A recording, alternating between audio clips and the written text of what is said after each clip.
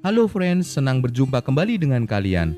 Masih dengan Mel yang setia menemani waktu luang kalian di channel Alur Cerita. Gua harap kalian semua dalam keadaan baik-baik saja.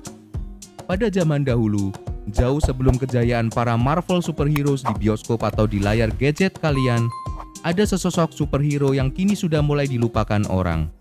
Superhero ini dikenal dengan nama The Mask, yang dibintangi oleh Jim Carrey dengan skor IMDb sebesar 6,9 bersama dengan lawan mainnya si seksi Cameron Diaz. Baiklah, sekarang mari kita saksikan bersama-sama sepak terjang The Mask dalam misinya menyelamatkan seorang cewek seksi penari klub malam dari tangan si penjahat mafia. Let's the story begin. Pada permulaan film kita berada di sebuah kota bernama Edge City di mana sedang ada pekerjaan penyambungan pipa di bawah sungai. Seorang pekerja melihat ada sebuah peti yang sedikit terkubur di bebatuan dan terkunci dengan sebuah gembok besi. Orang itu entah bagaimana berhasil memotong gembok, tapi sebelum dia berhasil melihat apa yang ada di dalamnya, sebuah gelondong pipa nyaris menimpa dirinya yang membuat dia mengurungkan niatnya. Ketika pipa membentur peti, maka terbukalah peti itu, lalu tersingkaplah isinya, dan sebuah topeng kayu tua mengambang ke permukaan air. Setelah itu kita menuju scene sebuah bank di mana ada seorang pegawainya yang bernama Stanley Ipkiss. Stanley sebenarnya orang yang baik dan sopan, namun nasibnya yang kurang baik. Di sini kita lihat awal kesialannya, yaitu saat akan mengajak ngedate cewek teman sekantor dengan membelikan tiket konser Jaran Goyang, malah si cewek meminta dibelikan satu lagi untuk sahabatnya. Tapi karena kebaikan hatinya, Stanley memberikan semua tiketnya dan dia yang batal nonton. Teman Stanley yang lain, Charlie yang kebetulan menyaksikan, mengatakan bahwa kebanyakan cewek-cewek cuma memanfaatkan kebaikan Stan. Tiba-tiba pintu masuk bank menjeblak terbuka dan masuklah seorang cewek manis nan seksi yang membuat Stan dan temannya melongo takjub atas pemandangan yang ditampilkan. Cewek ini langsung menuju ke meja Stan karena akan membuka sebuah rekening tabungan. Apakah kemudian karena merasa kasihan, Dewi Fortuna menganugerahkan sebuah keberuntungan pada Stan? Eits, jangan buru-buru senang dulu. Cewek bernama Tina Carlyle ini memiliki motif tersembunyi ketika berbicara dengan Stan. Dari tasnya mencuat sebuah lensa kamera tersembunyi untuk mengawasi keadaan bank yang ditonton oleh pacar Tina, Dorian, dari kejauhan. Dorian berencana untuk merampok bank, oleh karena itu dia mengirim Tina untuk memata-matai bank. Stan ketika menerima customer secantik Tina, mendadak menjadi kikuk. Berawal dari laci mejanya yang sulit ditutup, lalu dia menyalami Tina dengan begitu bersemangat, hingga membuat tubuh Tina bergetar semua. Setelah selesai dengan pembukaan rekening Tina, Charlie berniat mengajak Stan ke sebuah nightclub baru di kota dengan pertunjukan cewek seksi untuk mengobati perasaan Stan yang kehilangan 2 tiket konsernya. Sepulang kantor, Stan mendatangi bengkel untuk mengambil mobil tuanya yang sedang direparasi. Tapi mekaniknya menipu Stan dengan mengatakan ada beberapa parts yang harus diganti, yang padahal Stan cuma minta untuk diganti olinya. Perasaan Stan langsung galau karena dia harus pergi ke pesta malamnya. Oleh karena itu dia bermaksud menyewa mobil di bengkel itu. Si mekanik menyetujuinya, tapi si mekanik memberinya sebuah mobil yang tak kalah bobrok dengan mobil milik Stan. Stanley dengan terpaksa menggunakan mobil itu untuk datang ke klub, yang mana Charlie kenal dengan seorang penjaga klub, sehingga dia diterima masuk ke dalam, sementara Stan dilemparkan ke pelataran parkir. Dengan lunglai, apalagi dia sempat berpapasan dengan Tina, tapi Stan keburu minder dengan kondisinya saat itu. Stan mengambil mobil bobroknya dan berniat pulang ke rumah. Tapi di tengah sebuah jembatan, mobilnya mogok. Lalu dengan bersedih atas kesialan yang bertubi-tubi, dia berdiri di pembatas jembatan sembari memandang sungai yang kelam. Tapi perhatiannya tertarik pada sosok yang terlihat seperti tubuh manusia yang mengapung. Tanpa pikir panjang, dia melompat ke sungai, berniat untuk menyelamatkan orang itu. Namun setelah di air, ternyata itu hanyalah onggokan sampah plastik yang menyerupai tubuh manusia ketika dilihat dari atas. Tapi ada satu sampah yang lengket menempel kuat di tangannya. Ternyata itu adalah topeng kayu yang seperti terlihat di awal film. Dia membawa topeng itu ke apartemennya dan menyapa Milo, anjingnya yang menyambut di pintu. Tapi Milo mulai bertingkah aneh ketika melihat topeng itu. Stan mengambil topeng dan mulai mengamatinya. Ketika dia mencoba untuk memakainya, topeng itu langsung merekat kuat di kepalanya dan membuat Stanley menjadi berubah, seluruh tampangnya menjadi serba hijau. Bukan cuma tampangnya saja yang berubah, tapi kepercayaan diri Stan juga berlipat ganda. Stan berjingkat keluar dari ruangannya, dan di koridor mendadak ada sebuah waker melompat dari kantongnya dan berdering dengan keras. Karena sulit ditangkap, Stan yang kini sudah menjadi The Mask menjadi gusar dan mengeluarkan sebuah palu godam dari kantongnya dan menghantam waker yang seperti mengolok-olok dirinya. Mendengar keributan itu, sang wanita pemilik apartemen keluar dari kamar dan ketakutan setelah melihat tampang Stan yang tidak bisa ia kenali. Lalu dia mengambil senapan dan membidik ke arah Stan, tapi tidak ada satupun peluru yang bisa menyentuh Stan. Stan kabur melalui jendela di dekatnya dan jatuh ke jalan. Di jalan, Stan dikejutkan dengan sebuah mobil yang mengklakson. Stan lalu mengeluarkan tuter kecil dari kantongnya, dan jangan kalian remehkan kemampuannya. Begitu Stan menekan tuter, kaca mobil di depannya langsung berantakan dan rambut pengemudinya menjadi jabrik. Selesai berurusan dengan mobil jahanam, datang beberapa gerombolan kutu kupret yang berniat mengompas Stan. Rupanya gerombolan ini belum kenal siapa Stan aka The Mask. Digiring ke dalam gang buntu, Stan membuat para kutu kupret ini tunggang langgang karena berondongan Tommy gun yang keluar dari kantong Stan. Atas dua peristiwa ini, Stan tambah percaya diri dan dia memutuskan mulai malam itu dia bersumpah akan membasmi kejahatan dan menjaga perdamaian dunia. Tapi sebelum itu, dia akan membuat perhitungan dengan bengkel servis mobilnya. Keesokan paginya, Stan terbangun dari tempat tidurnya dan berpikir apa yang terjadi semalam hanyalah mimpi saja. Dan tidak lama kemudian, ada suara ketukan pada kamarnya dan dia melihat Kapten Polisi Mitch berdiri dan menanyai Stan apakah semalam melihat seseorang bertopeng hijau yang membuat keributan dan menakuti sang pemilik apartemen. Dengan terkejut tapi pasang tampang wajah culun, Stan mengatakan tidak melihat apapun.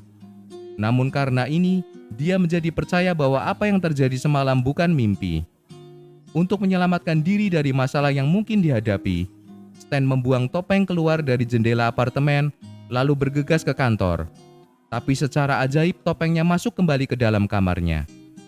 Sesampai di kantor, Stan mendapat teguran dari bos karena terlambat masuk kantor.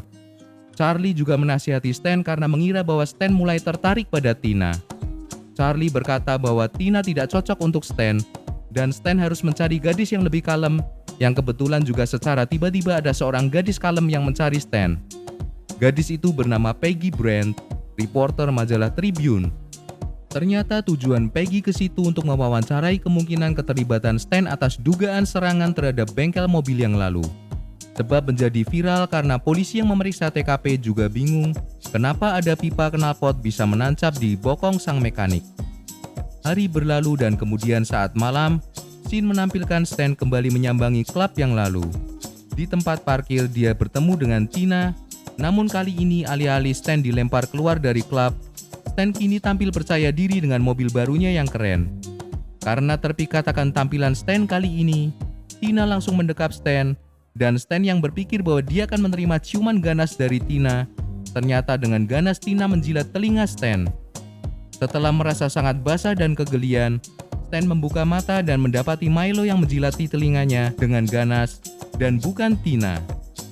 Merasa bagai pungguk merindukan bulan, Stan memandangi potongan koran dengan gambar Tina di situ. Namun ketika matanya tertuju ke sofa, dengan heran dia melihat topeng yang tadi pagi dia lempar bisa kembali lagi ke situ. Timbul godaan untuk memakai topeng itu supaya bisa ngedate dengan Tina di klub Coco Bongo. Setelah berubah menjadi The Mask dan bersolek di depan cermin, menyadari untuk ngedate butuh modal, Stan melakukan sedikit hal yang diharamkan dalam kitab superhero manapun. Dia merampok bank tempatnya bekerja. Hal yang sama yang juga sedang dilakukan geng Dorian yang sedang menanti suasana yang pas untuk menjarah bank. Tapi sebelum geng Dorian berbuat sesuatu, Stanley keluar dari dalam gedung dengan menghancurkan pintu utama sambil membawa 3 karung penuh uang. Polisi yang tiba di TKP menyangka pelaku pembobolan adalah geng Dorian. Terjadi tembak-menembak antara dua kubu dengan akhir kubu Dorian kabur dari situ. Stan tiba di klub menggunakan sebuah limusin yang kelewat panjang. Seperti sebelumnya, Stan dihadang penjaga pintu yang mengatakan bahwa tempat sudah penuh. Namun Stan mengeluarkan 2 gepok uang dan menghamburkannya di situ, sehingga dia bisa dengan mudah melenggang ke dalam. Tina yang sedang menari di situ, dan Stan langsung bergabung ke atas panggung, menari dengan Tina. Karena tarian Stan yang begitu bersemangat, sampai Tina terengah-engah. Sekarang Tina sangat terkesan pada Stan, lalu membiarkan Stan mengecup Tina. Dorian yang sedang gusar karena cecunguknya mengatakan bahwa mereka keduluan orang lain saat akan menggasak bank. Salah satu cecunguknya yang ketakutan menunjuk-nunjuk ke Stan yang sedang berjoget dengan Tina.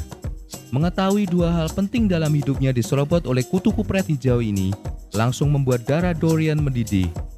Dorian memerintahkan para cecunguknya untuk menangkap Stan hidup atau mati, tapi mungkin lebih disukai bila mati. Mereka menembaki Stan, tapi tidak ada satupun peluru yang mampu melukainya. Lalu Stan berhasil kabur, tapi sepotong dasinya tertinggal di TKP. Polisi tiba di klub dan Kapten Mitch mengatakan kalau orang-orang Dorian terlihat saat kejadian perampokan bank dan Dorian ditangkap atas tuduhan ini. Polisi menanyakan tentang pria bertopeng hijau. Dorian mengatakan dia mengetahuinya, tapi bukan anggota kelompoknya. Mitch yang melihat potongan dasi Stan teringat bahwa potongan ini cocok dengan dasi yang biasa dipakai Stan. Mitch mencurigai Stan dan dia mengunjungi Stan untuk berbicara, tapi Stan berkata kalau dasinya dicuri orang. Keesokan harinya setelah tiba di kantor, sang bos kembali memarahi Stan karena terlambat lagi, ditambah adanya pembobolan bank semalam. Tapi kali ini Stan menantang bosnya, jika berani memarahinya sekali lagi, Stan akan melaporkan sang bos ke ayahnya yang sebagai pemilik bank atas kinerja buruk anaknya. Tina tiba-tiba muncul dan mengatakan secara pribadi bahwa dia menyukai The Mask dan ingin menemuinya. Stan mengatakan bahwa dia mengenal The Mask dan akan mengusahakan pertemuan dengan Tina nanti malam. Stanley pergi ke ahli purbakala untuk mencari informasi seputar topengnya. Ahli itu mengatakan bahwa topeng itu milik dewa orang-orang Norse, Loki, dewa yang sering bikin onar. Loki kemudian dilempar keluar oleh Odin dari Nirwana. Stanley mencoba meyakinkan si ahli bahwa topeng itu bisa membuat suatu keajaiban, tapi dia tidak mempercayai Stan. Lalu Stan memakai topengnya dan tidak terjadi apa-apa. Ternyata topeng ini hanya bekerja saat malam saja. Malam hari Stan menjadi The Mask untuk menemui Tina di taman. Mitch dan anak buahnya mencoba menangkap Stan. Tina kabur dan mulanya Mitch CS bisa menangkap Stan, tapi kemudian Stan berhasil kabur dengan membodohi para polisi. Setelah Stanley berhasil kabur dari gerbang taman, dia melihat seluruh pasukan kepolisian mengepungnya. Stanley menggunakan sihirnya untuk membuat seluruh polisi malah berjoget, alih-alih menangkapnya dan menggunakan kelengahan mereka untuk kabur ke gang kecil, lalu mencopot topengnya. Ada seorang wanita yang meneriaki Stan untuk masuk ke mobil, yang ternyata adalah Peggy. Peg membawa Stan kabur ke kantor surat kabar tempat dia bekerja. Dia berbicara semanis mungkin merayu Stan, dan Stan berbicara terus terang tentang segalanya yang berkaitan dengan topengnya dan kesaktian The Mask. Tepat pada saat itu Dorian dan cecunguk-cecunguknya masuk dan memberi Peg sekoper penuh uang, yang ternyata di sini kita tahu bahwa Peg berkomplot dengan Dorian. Peg melakukan karena butuh uang, dan dia menyerahkan topeng pada Dorian. Stan lalu digantung terbalik dan dengan ancaman. Dorian menanyakan Stan bagaimana cara kerja topengnya. Stan mengatakan bahwa cukup hanya memakainya saja. Setelah memakai topeng, wajah Dorian benar-benar berubah menyeramkan. Dorian tidak jadi membunuh Stan, tapi akan menyerahkan Stan ke polisi dengan sebuah topeng karet palsu. Cecunguk Dorian lalu menggeledah apartemen Stan dan mengambil seluruh uang yang dicuri Stan dari bank beberapa waktu lalu. Anjing Stan, Milo, ketika memandang ke bawah, melihat tuannya diikat di sebuah mobil.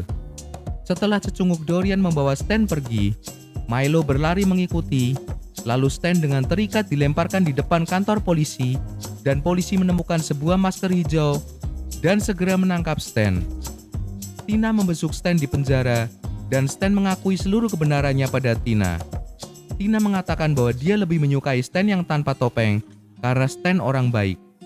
Stan mengatakan pada Tina, jika Dorian yang memakai topeng, maka dunia akan berbahaya dan menyuruh Tina untuk pergi meninggalkan kota. Tapi Tina hanya berkata bahwa Dorian akan melakukan sesuatu malam ini dan mengucapkan selamat tinggal ke Stan dan berlalu dari situ. Saat Tina keluar dari penjara, cecunguk Dorian mengikuti Tina. Tina mencoba untuk kabur dari mereka dan berteriak. Stan mendengar teriakan Tina dan melihat melalui jendela. Tina sedang dikejar-kejar cecunguk Dorian. Stan mencoba melapor pada polisi penjaga bahwa ada seorang gadis dalam bahaya, tapi polisi itu menganggap hanya lelucon Stan saja. Setelah itu Milo datang dan berhasil melompati jendela tempat Stan berada dan mencuri kunci dari polisi yang sedang tertidur. Lalu Stan kabur dari situ. Tapi Mitch tiba tepat saat itu dan Stan menodongnya dengan menggunakan Mitch untuk membodohi polisi-polisi di situ, seolah-olah Mitch akan membawa Stan keluar. Di sisi lain, Dorian yang sekarang menjadi The Mask membawa Tina di sisinya ketika dia akan menuju ke sebuah klub tempat bos Dorian bernama Nico. Nico yang mengetahui menyuruh cecunguk-cecunguknya untuk menembak Dorian. Tapi karena Dorian sudah menjadi The Mask, Dorian menyerap seluruh peluru yang mengenai tubuhnya dan memuntahkannya ke Nico yang membunuhnya seketika. Dorian lalu mengikat Tina dan memasang bom waktu di dekatnya karena merasa telah dikhianati oleh Tina. Stan yang tiba di situ, tapi cecunguk Dorian berhasil menangkapnya. Dorian menyuruh mereka untuk membunuh Stan, dan saat itu juga Tina mengatakan ingin mencium Dorian untuk yang terakhir kalinya, tapi Dorian yang tanpa topeng. Ketika Dorian mencium Tina, Tina menendang topeng dan topeng itu melayang di udara. Tidak ada satupun para cecunguk yang bisa menangkapnya, hingga Milo yang berhasil menangkapnya. Ketika Milo tertangkap, dia menempelkan kepalanya pada topeng dan dia berubah. Sesaat itu pula, wajah Milo menjadi menyeramkan dan menakuti anak buah Dorian. Pada kesempatan lain, Stan dan Dorian sedang baku hantam dan Stan berhasil menjatuhkan Dorian. Lalu Stan berusaha melepas topeng dari Milo, tapi kemudian anak buah Dorian menembak dan mengenai topeng sehingga terpental ke belakang meja bar. Stanley segera melompat ke belakang dan kita lihat Stan berubah menjadi The Mask. Pertama-tama dia menuju ke Tina dan menelan bom yang dipasang dan meledak di dalam perutnya. Dorian yang sudah siuman mencoba kembali menyerang Stan, tapi saat berada di kolam, Stan menggambar sebuah tombol yang secara ajaib membuat air dan Dorian di kolam tersedot habis ke sebuah lubang. Setelah semua selesai, Stan melepas maskernya dan mulai mencium Tina. Lalu polisi datang dan menangkap Stan lagi. Tapi di antara pengunjung klub, ada wali kota yang menyaksikan keadaan yang sesungguhnya bahwa Dorian adalah pelaku yang sebenarnya, bukan Stanley. Dengan terpaksa, Mitch melepaskan Stan. Mitch melihat Milo berlari sambil menggondol topeng, lalu memberitahu wali kota, tapi wali kota menyuruh Mitch untuk segera menangkap pelaku yang sesungguhnya dan mengabaikan anjing itu. Stan, Charlie, Tina, dan Milo singgah di jembatan yang sama saat topeng itu ditemukan. Stan dan Tina mendatangi tembok pembatas dan Stan mengatakan pada Tina kalau dia tidak akan sekeren ini jika tidak menjadi The Mask. Dan apakah Tina akan tetap mencintai Stan setelah itu? Tina mengambil topeng dari tangan Stan dan melemparkannya ke sungai dan mencium Stanley sebagai jawaban. Charlie yang tidak bisa menahan godaan melompat ke sungai untuk mengambil topeng, tapi sebelum bisa mencapainya, Milo duluan berhasil menggondol topeng itu dan film berakhir di sana. Rupanya setelah kita menyaksikan film ini, ada disebutkan keterkaitan Loki sebagai pemilik topeng ini sesungguhnya. Lalu apakah memungkinkan jika dibuat sequel crossover antara Loki dalam Marvel Superheroes dengan The Mask? Bagaimana menurut kalian? Silakan tuliskan pendapat kalian di kolom komentar dan subscribe bagi yang belum berlangganan. Di penghujung video ini, gua ucapkan terima kasih dan sampai jumpa di video selanjutnya. Bye.